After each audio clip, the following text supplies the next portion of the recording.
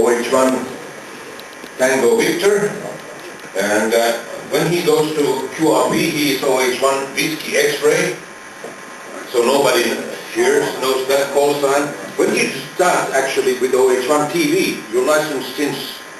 I'm licensed since 1962 with call sign OH6 Victor Charlie. But then I moved to OH1 call area, and that was 1971 when I got this TV call sign. But that was a vanity call then? At that time you could wish, and if it is available, you got it. Okay, and we have Tango X-ray and Yaska, of course, TV, TX, and then you have OH1O, which is a real vanity call. When do you use that in DX? We got this 2 years ago. These single letter call signs became available, and I applied one, and each of my call signs have a certain meaning. TV means that I was working in the cable TV industry, and at that time I was a fan of TV, and WX comes from the fact that I was working in a meteorological instrumentation company, and weather was my main business. So, but O means old. I'm really happy. Well, we all hope to get into that era. Okay, now to your subject. You can lead us and take us to antennas and some of the whatever. How much time? How much time? We'll give you. How much time do we give to Pekka? 45 minutes. Really? 45 minutes. It's 5 minutes to. Yeah, 45. Okay, 45 minutes. Go. Go. Thank you. Gentlemen, good afternoon. It's afternoon Finnish time. Simulating or modeling antennas has become my retirement hobby, and I have done it for fun, but now I'm here. I was asked to talk about antenna simulations. I'm not a professional in this field at all. I tried to make an outline what might be interesting, but first I thought to talk about some principles from simple theory of antenna design, and then about an opposite voltage feed, that is a feed system for phase arrays which I have developed, and there are 3 different examples there. Then in the part 2 I have studied the different influence of location on antenna performance, like lakeside, seaside, and steep coast cliffs and hilltops and so on. But I'm afraid that the time doesn't allow to go to that. I have 50 slides here and 70 here, so. But I will put that to my web page if someone is interested, so it could be available. So, normally antennas we are using are multi-element antennas, and the basic idea in multi-element antenna is that each element is transmitting an electromagnetic field, which are then reaching the distant point, the DX point, at the same time, because these signals are delayed a little bit. Phased, we talk about phasing, but there's a small time difference, so that they are superimposed in phase in the DX position location. But on the other hand, on the opposite side, they are in an opposite phase and they cancel each other. This way we generate an radiation pattern from the back ratios and so forth. But when thinking how the radiation pattern, what is the main parameter in antenna, can be modified or constructed, we have to take into account the 3 different aspects. One is antenna geometry,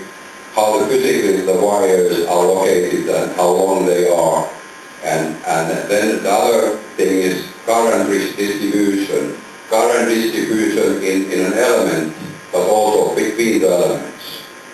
And then the third aspect is the reflecting environment. Always there's a ground or water or something around which has influence to the antenna, and all these three viewpoints has to be considered. And to make it clear, maybe it's already clear for you, but I would emphasize a couple of things here. One is that in an antenna, it doesn't matter how the currents are generated into elements. So it's two different things to generate the current distributions and then to radiate. And for example, in the phase arrays, we can independently control the current distributions, and that's a very effective way to modify the radiation pattern. But in the traditional Yagis, where auto heating is used, it becomes a little bit complicated, as we will see later. And at least in the novice class, people tend to believe that antenna elements should be resonant, so that like standing wave ratio is very important for radiation. That's bullshit. Doesn't matter. Matching to cable and radiation is two different things. And one move, perhaps. What does resonance mean? If you have a traditional standing wave ratio meter and you measure standing wave ratio, you get 1.5, and that's the minimum 1.5. That's the best value you get. Is the antenna resonance on that frequency? No. Only in case that the reading is 1.0, only in that case it is resonant on that frequency. So traditional measurement of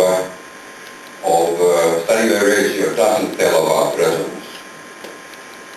But the right way to measure it is to measure the complex impedance, so that you can separately measure the reactive component and resistive component, and here is the total impedance shown as well.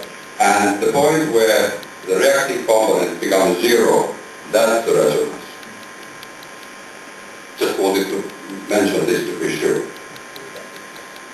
Then in antenna, we very often face the efficiency challenge, and it's good to understand what are the sources of power losses.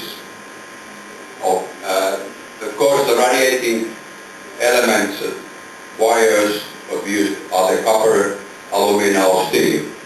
And I can say that steel is very, very poor material. Don't use steel in antennas, because these ferromagnetic performance or properties, they influence so that the current is flowing just on very thin layer on the surface of steel. So alumina and copper are much better. Loading components can be sources of losses. For example, it's very well known that in mobile whip antennas for 80 meters, the coil is really the lossy point. But in Yagis, for example, the losses are smaller. Capacitors can also have some losses. Cables, phasing, matching networks, but then most important, reflecting surface. And in case of vertical polarization, losses increase when angle of radiation decrease. When going to small angles, that becomes the dominant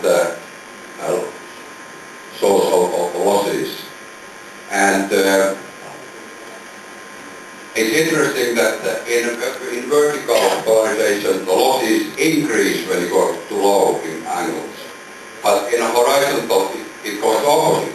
The lower the angle, the lower the losses. And that's why vertical polarization CSAC QDH is really good, because that means the low losses.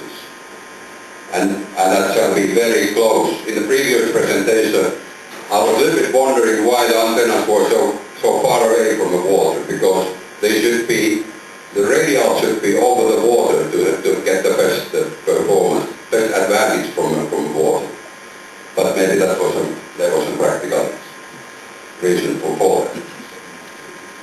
And then when designing antennas where you end up to very low impedance levels, like very short elements where the radiation resistance becomes low, that means that the current shall be higher because the impedance level is low. But the power loss is e to second power multiplied by loss resistance.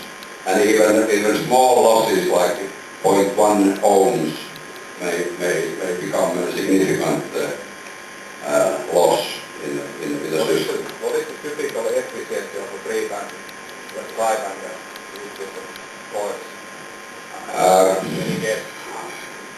My educated guess, maybe not even educated, but guess is that it's something like 95% or so. But when you go to verticals, it might be like 20%, 40%. It depends on angles, but when you go to low angles.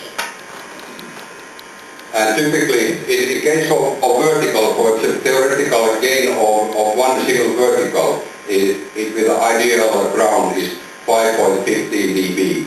But typically, when you model those antennas in the real ground, you get about 0.5, max 1 dB. So you lose about 4 dB, and 3 dB would be 50%. So it's less than 50% in most of cases. And steps to design antennas.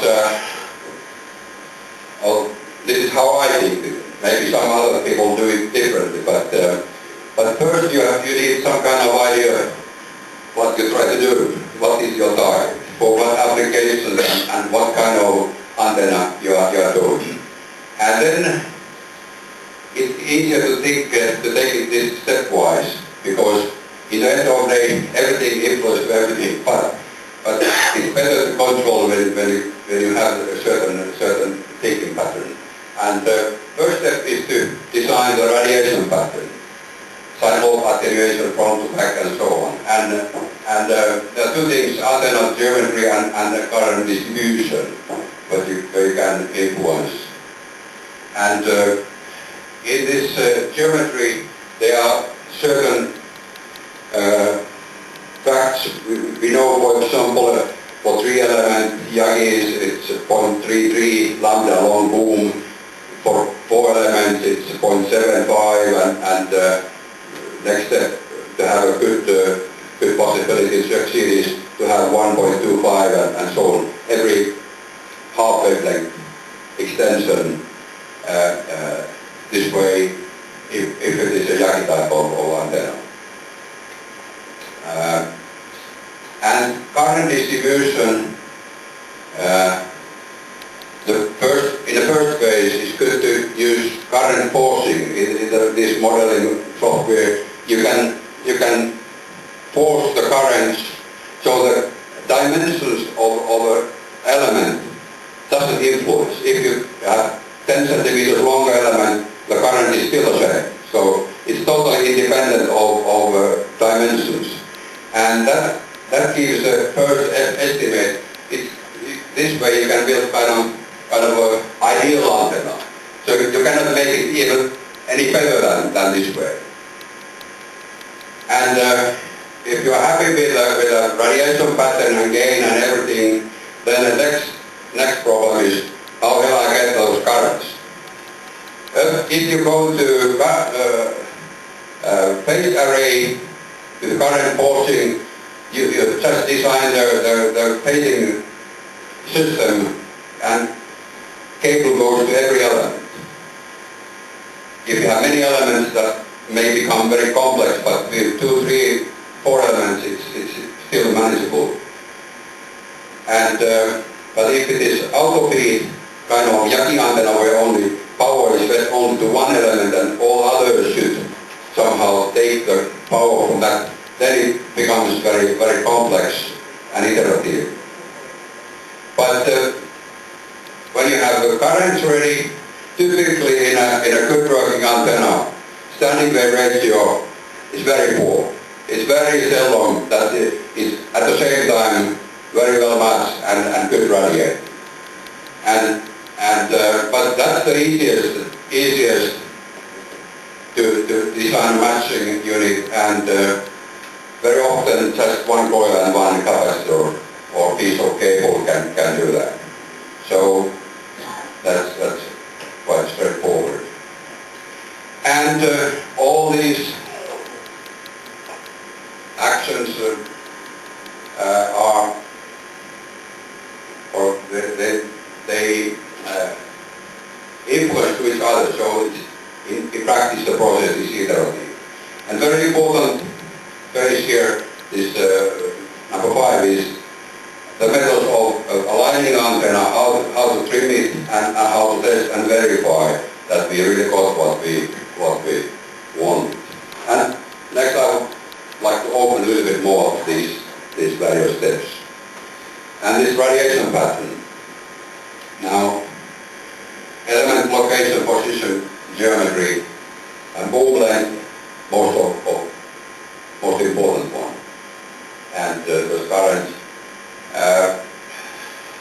if I explain a little bit better this element form. As an example, a straight element is not always the best. Very seldom other shapes are used, but you know, motion antenna, for example, like in this case, and there's a 2-element Yagi and motion and radiation pattern. Quite a big difference. And only difference being that the element ends up bended 90 degrees and provides a small vector of electromagnetic radiation which is 90 degrees from a main direction, and that vector in a way kills these back lobes. It takes a little bit power from main lobe, so if you, in case of 2-element antenna, you have 6.5 dB gain here, you get maybe 6.2, 6.3, so 2/10 of dB are lost, but radiation pattern is much better. A current distribution between elements in a 2-element antenna, the current's amplitude should be equal if a good front to back is what we are looking for.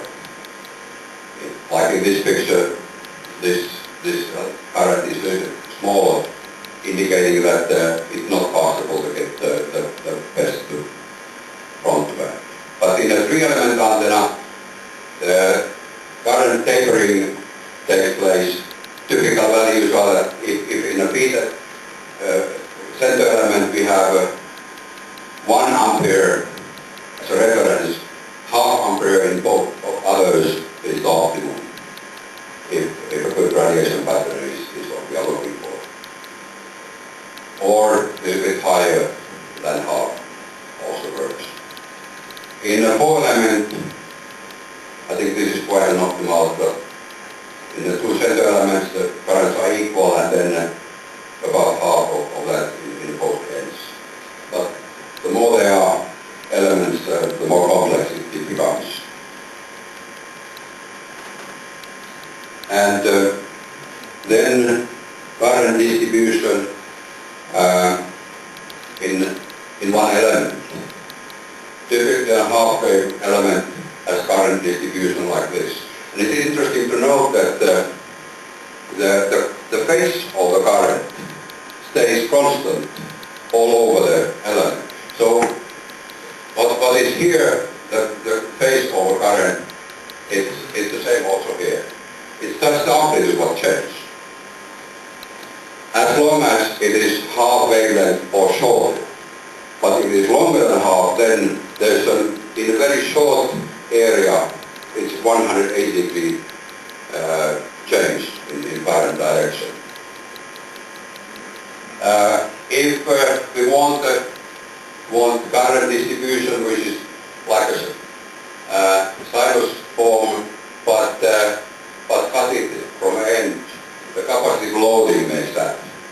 And these capacitive hats, which have opposite direction of current of ends, they cancel each other, so they don't radiate at all. So it's just basic, but it doesn't decrease the efficiency if we have good quality of conductor there. But typically in this kind of element, the feed point impedance becomes lower than in a full half wave. And if you have an oversized more than half wave, then the current distribution, the maximums are here, and in a full wavelength, the current becomes zero here in the center, and so forth. And typically if you have loading coils, so a bit short element, but extended with the coils, the current is higher here, but then very rapidly drops after the coils. And if we add capacitors here, so we have oversized element, this is not right. It's like this, let's say one wavelength, but capacitors here, we have this kind of distribution. I don't believe that this is what we are looking for, but if we have a multi-band, tri-bander or so, and we have some components here, with one over bands it may become this kind of distribution. And this is very interesting constant current distribution. It sounds strange first, but it is really possible to have a constant amplitude all over the wire. By having capacitors here, in this case, this is one wavelength long cable, like a square, like a quad loop, but capacitors in each corner. And it's almost constant. So the current flows in the same direction when going around the loop. Then matching to the feed line. It is very well-known fact that all power is transferred to antenna when antenna impedance equals to the feed line impedance. And in practice we only use 50 ohm cables. Somebody maybe has 75 ohm, but 50 ohm is the standard. So we have to match to 50 ohms. And it's very seldom that the natural feed point of our antenna is 50 ohms. So we need some kind of matching. And now one should remember that this matching unit doesn't change the radiation pattern. Doesn't change at all. It's totally a technical matter. It's not really part of antenna anymore. It's next to antenna, adjacent to antenna, but it's not. Even physically, it can be connected to antenna. And as I said, that very often, most often, multi-element antennas have very complex feed point impedances, and we need matching.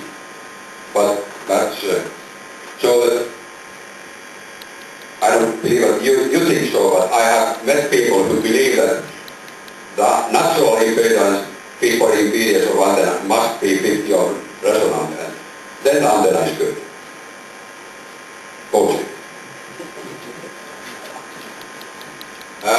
You know, different ways how to match in that case. I don't go any deeper to that, but wideband transformer if it's only the resistive part we have to match, and reactive part is already zero. So wideband transformers can be used in that case, and there are good ferrites available. Quarter wave wavelength cable is, if the suitable impedance level is available, sometimes 75 ohm is used to match about 100 ohm antennas. They are of course frequency selective because it's correct length only on one frequency. But typically on our other bands it works fine. And most often there's a reactive component we shall remove somehow, and serial capacitor or correct that to negative direction and serial inductance to positive direction. So depending what we need to, that's very simple. But perhaps the most common is that both the resistive part is wrong and there's a reactive component. LMAS, one capacitor and one resistor. Inductor, coil is needed. And I have studied many cases having the question in mind that does this LMAS narrow the antenna bandwidth? I never see that happen. So LMASs are very often so broadband that you don't recognize any narrowing of bandwidth. So don't hesitate to use them. Then methods to align, test and verify. I think this antenna building has changed quite a lot. In the past it was almost like black magic. We didn't have modeling softwares, we didn't have instruments. Now it's a very pragmatic engineering work today. We have good modeling software, at least when using wires, this SNEC is very nice. For lattice structures it is not good. But and then we have these vector analysis, vector and this AIM and VNA, vector network analyzer. And together with this modeling software, we can do very accurate antenna constructions. And for modeling, we can get the target specification for each element separately, so we can align fine-tune elements separately when removed from antenna, and then assemble antenna, and it should work. And with this two-port vector network analyzer, we can even measure the current distribution between elements. Just recently we measured in Arkala these monster antennas, the current distributions and phases, and with high accuracy. And interesting enough, when you measure these currents, you can feed them back to the SNEC model in a current forcing mode, and you can plot the radiation patterns, which is based on measured currents. And the dimensions, if they are 5%, 10% longer or shorter, you don't recognize the difference. So the geometry is, I believe that it is definitely correct in the model. So the only thing is that how the currents really go. But if you can measure that, then you can reconstruct the radiation pattern and verify that you really got what you were looking for. And if there are coils and capacitors, like in the phasing boxes or traps or whatever, these vector analyzers are very good for aligning these. And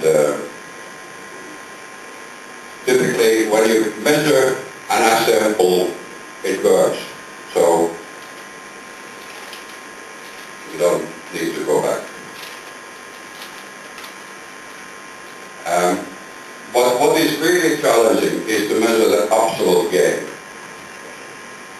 don't know how to do that. On UHF you can quite well control reflections, but on HF bands you can, if you want something like 0.1 dB accuracy, I don't know how to do that.